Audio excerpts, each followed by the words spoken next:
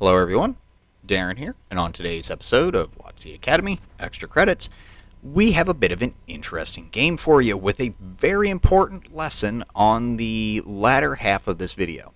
Now, I am aware that this video is pretty long, and if you haven't picked up that hint yet, yes, this is an indicator that this is one of the few games where it has gone the entire length of 15 minutes. Now, this game is a pretty good lesson of knowing when to push and when to play it safe, and of course, knowing the game mechanics and some other information tied to winning the game is a pretty good factor in the decision-making process in that dilemma that you may face in this game. Now, we are in the Type 5 Heavy, we are on Live Oaks, and I will admit this game is not the most spectacular for me. Pretty average, I guess you could say. Except for that one moment where I see a bunch of downed trees and decide to just blind fire there, and actually it pays off. And I totally forgot in that moment that I was recording, and so, of course, you see me just going and doing the whole Xbox record feature just to use that for a short. So we will ignore that momentary out-of-game experience. So we notice here that there's not a whole lot of tanks that have gone into the town here. In fact, actually, we see that the enemy team is making a very, very heavy push south. But it's too late to turn around and do anything to assist there because, well, we're a Type 5, we are a building, and, well, southern flank is not really suited for this type of tank, and just mainly because Artie is going to target me pretty aggressively this game. So if I went that flank with no cover, very slow mobility, yeah, I would not have been in this game for very long. So we're just going to roll up on this T-28 Proto. I'm just going to shoot it right in the face because I'm firing premium rounds, and the HE option that I have is for very lightly armored targets because, well, HE hates me, and I don't like it either. So we took care of the T-28 Proto. We're going to just roll up on the tanks on the enemy team that have just decided to stay there on that sniper's hill here. Now I see the T-32A Proto. I was just going to just put another shot into that tank's face, but it goes straight into the dirt, and well, yeah, you saw that. I'm going to try again, but the 215B actually takes the kill from me. Granted, it wasn't my kill to begin with, so it's not really a big deal. So this is the moment here where I do make a mistake that I paid dearly for, and that was thinking that Artie was not going to be looking at my direction here, except until I get that indicator, and it's already too late to back up and go somewhere else here. My only hope was to try and go unspotted as I roll up behind that building, but of course I'm a Type 5 Heavy. I basically knock everything in my path over. So I'm going to try and roll up and put a shot underneath the T-95 here, angling my hull so that way it bounces.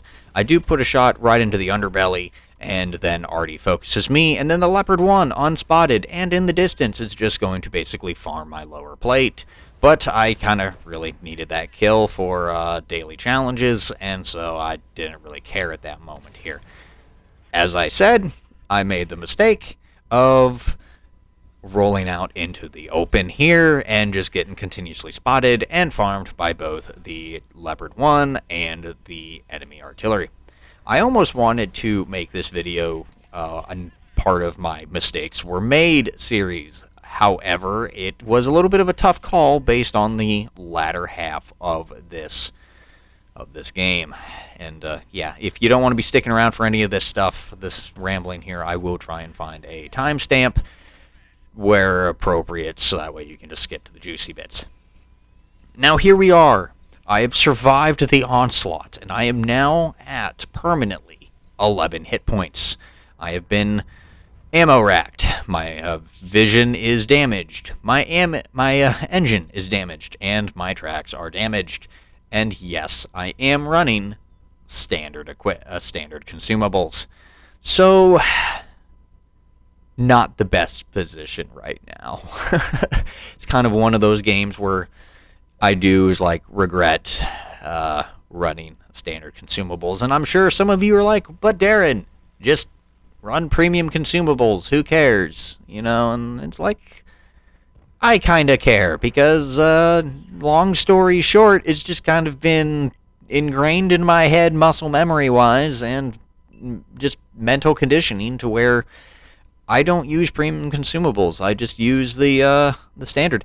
And then, of course, the Yo tank, the tier 9, rolled out, got spotted by a teammate, and I just slapped it right there in the upper plate with premium 115 centimeter gun. And now I'm going away because I don't know where the Leopard 1 is. I'm unspotted. I can safely move. So anyway, while we're slowly moving away and slowly reloading and regretting life choices, going back to those life choices. Yes, while I move around, I was regretting not having premium consumables because, well, repairing my ammo rack and my engine would have been super helpful in the Type 5 Heavy. But back before I started doing YouTube, I was trying to get into the comp scene, so I was partaking a little bit in that in its infancy.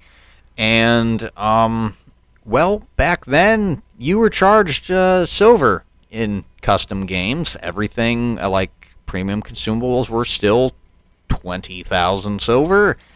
And I didn't have much of them. And, well, you're trying to build up silver to go and pay silver in comp matches that could be, quite many, depending on if you were in a tournament or not. So, that silver expense could build up. So, just kind of was conditioning myself that in pub games, I'll just use standard consumables and save the premium stuff for comp matches. And, yeah, ever since, it's just kind of just been ingrained in my system at that point. So, instinctively, I just keep using them. Seeing a positive silver number in my eyes is better. Of course, in the situations like this, I pay for it, and I do regret that decision every time I pay for it. So, I don't need someone to remind me. I know. I know. So, yeah, at this point here, I've gone off that position up north by the base. There's no point for me. If I crossed that open, I would have died. So I'm going to go back, try and assist my team here, because at least there's a building I can hide behind. And, well, yeah, that was mainly it at that point, was just try and get away from Artie, but I still need to contribute to the team. I can't just sit there. I am 11 hit points. I am still a gun in the fight.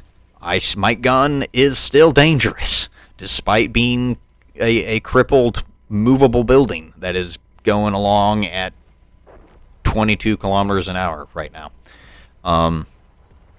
So that's mainly what was on my mind with that. I was figuring that even if I was crippled to this extent, we are still going to be able to pull off a win here, just because we had numbers down here on this flank, and we had two TDs hunting the Leopard 1 and the Artie that I was sure was probably moving to assist these two tanks. So I was like, okay, well, we'll just come around behind them and take care of them, no big deal. But, yeah, I underestimated the artillery and the Leopard 1. The Leopard 1's doing work, and that was a factor that I had to take into account when deciding. I had no idea where that shot went, to be honest. I thought I had a solid shot onto the lower plate of the 225, and I was shocked when nothing happened. So I'm now spotted. I'm now just trying to side scrape off this building here. Momentarily, I thought I saw Artie targeting me, so I wasn't eager to move whatsoever here. But the 225 goes down and gets unspotted until he creeps back up again, trying to spot, probably for his artillery that is still alive. Now, I'm just going to sit here. I'm hoping that he's going to make a mistake. In fact, actually, I had the idea of maybe he's waiting for me to fire, so I'll just use the single shotgun and try and fire at him and trick him into rolling up, but he's not falling for it, probably because I actually managed to hit him, and he saw the bounce damage was like negligible and was like, okay, he's still loaded. So I'm sitting here, I'm waiting, I'm hoping like just a little pincer maneuver by my teammates on the 225 will be able to take care of him and I can roll up, but I can see that that's just not happening. So I'm just like, forget it, I'm going to roll up, I'm going to hope that maybe I can try and trick him or motivate my team to try and actually push forward here. I'm still lit. I am expecting Artie to hit me at any moment in time because I am 11 hit points. He just has to breathe in my direction and I am going back to the garage. So I'm rolling up. I'm trying to motivate here. It looks like it was kind of enough, actually. 225 was focused on me, allowing the Stritzvon to just roll over, shoot him. I just shoot him, and I take him out. And there's the Yag Tiger on the enemy team. Leopard 1 is also over there, but the Leopard 1 and the Yag Tiger managed to be taking care of the tank destroyers that went around on the north side to try and flank them. So, like I said, Leopard 1's doing work, and he's very much a threat here. Now, again, remembering here that I have a damaged engine, I am not going to be keeping up anytime soon. I probably should have followed what the 215B was doing and just stay on the railroad tracks, but I figured that the Leopard 1 was going to peek up and spot me, and I didn't really want to be stuck there. So yeah, I'm rolling up a hill at 6 kilometers per hour, also regretting the fact still that I don't have premium consumables on this tank. Probably will be doing that now in the future, specifically for this vehicle. So yeah, not much to really talk about here because I'm creeping along. But on the bright side, at least, the heavy tank, the 215B, and the Stritzvon are together, so together they should be able to at least take care of the Yag Tiger and the Leopard 1. But based on the fact that they still have not yet engaged the either tank here, I am believing that they are actually going to try and go back north along their base. It looks like they are. They're going to stick there behind the buildings and try and engage us from cover. And unfortunately, the Leopard 1 takes care of the Stritzvon. So, yeah, now we are down to a 3v2. Technically a 2v2 because I'm just so slow and lumbering that basically the 215B is going to have no choice but to engage by themselves. And still rolling. I refuse to go out into the swamp because I absolutely would have been caught out in the open and had no room to maneuver because it's a swamp. The terrain resistance is going to be horrible, and with damaged tracks and an engine, I would literally be a sitting duck. And then there's the Leopard 1 taking care of the 215B. So now at this point, it is legit now a 2v2. I will not be able to outspot the Yag Tiger or the Leopard 1, and I'm trying to signal to my RD teammate to come towards me. And the reason why is because I am aware of the HP pool percentage there at the top. You can see that my team has 5%. The enemy team has 4% of their hit points remaining. It is a very, very close game, and we have about 1 minute and 15 seconds left of the game. I'm sure the Leopard 1 or the Yag Tiger are just going to stay by their base, and they're going to expect me to be chasing after them. And I refuse, aside from mainly because of the fact that I would not be able to chase them whatsoever, but I'm a Type 5, and anyone just has to breathe on me, and I will be gone. Right now, it is literally my 11 hit points, and I'm assuming the full hit points of the friendly Artie that is actually keeping us in the lead. And this is the lesson here.